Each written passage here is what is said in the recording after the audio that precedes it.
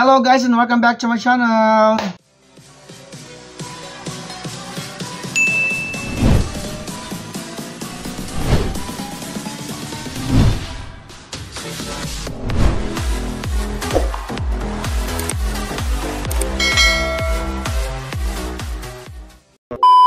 For today's video, another pabango na naman ng ano yan. Please watch this. Kung saan may mabantot at mabaho, ilagay mo lang to. Ito yung activated bamboo charcoal bag odor remover. Sigurado tanggal ang baho talaga. Ito yung ginagamit ko sa kotse para hindi mag-amoy kulog yung kotse ko. Ilalagay ko siya ulit dito sa kotse ko kasi ang ginagawa ko after 1 month, binibilag ko siya ng ilang oras. Kasi yun yung paraan niya para mag-rejuvenate siya. At pwede natin itong gamitin hanggang 2 taon. O diba ang sulit? 2 taon hindi mangangamoy kulog yung kotse mo. Proven and tested ko na to kasi wala namang nagsabing mabaho yung kotse ko. Kagaya ng sabi ko kanina, pwede mong lagay ito kahit saan. Lagay mo sa lugar na ayaw mong bumaho. Meron din ako nilalagay sa kwarto ko kasi nga aircon yung kwarto ko para hindi din siya mag-amoy kulog. Sa mga lalagyanan din ng sapatos, meron din kami nito. Kasi diba kapag ka nasa lalagyanan yung sapatos, may chance na bumaho kasi nga kulog siya.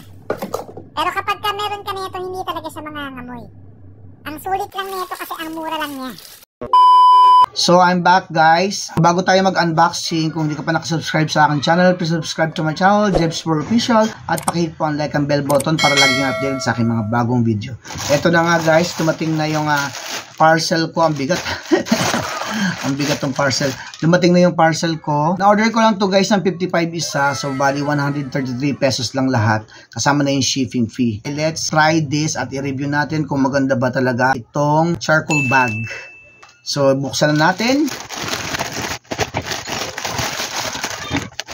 Ito daw yung mag-a-absorb ng mabahong amoy sa loob ng kotse. Kasi minsan nag-aamoy, lumlum ang loob ng kotse. Kasi minsan, di ba, natutuyan tayo ng pawis. Lalo na sobrang init ngayon dahil nga, di ba, bago-bago ang panahon. Minsan sobrang init, minsan maulan. So, ito yung protection, guys, para hindi mag-amoy, lumlum ang loob ng kotse.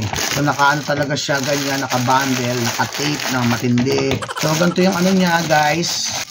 Yan, so, actually, may uling siya sa loob. Ayan o. Medyo mga uling na bubuo. Tapos, ito naman ay parang sako yata to. Or, kung aamoyin natin siya, guys, wala siyang amoy. Wala siyang scent, wala siyang pabango. Charcoal lang talaga siya. Ito ang mag-a-absorb ng amoy siguro ng loob ng kotse. At ipupurify niya yung loob ng kotse. Hindi ko naman mapapatunayan sa inyo kung talaga nag-a-absorb ng baho itong charcoal bag na to. Kasi gugugol pa tayo ng maraming panahon bago malaman kung effective ba yung product na to. So samahan nyo lang muna ako ilagay sa kotse. So yun na nga guys, andito tayo ngayon sa kotse. Ilalagay natin tong charcoal bag. Siya ang magpupurify ng amoy ng kotse. Saan ba natin siya ilalagay? Ilagay natin dito sa mga sulok-sulok daw, sabi dun sa video.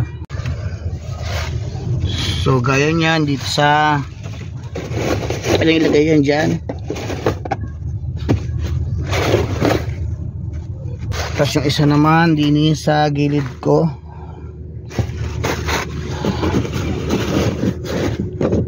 Ewan ko kung ano maging epekto nito dito. Nakapwesto na siya guys, yung charcoal bag. Sabi nila kapag hindi na masyadong effective, bilad mo lang sa araw and then okay na naman siya. Yung result niya siguro sa next video na lang. So, yun lang. Yun na nga guys, that's it for today's video. Sana ay meron kayong nakuhang idea ngayon. Kaya naman maraming salamat once again sa lahat ng mga suporta, sa mga subscriber natin dyan, at sa mga bagong subscriber, welcome to my channel. Ano yan guys, magpapaalam na ako hanggang dito na lang, hanggang sa muli. Paalam!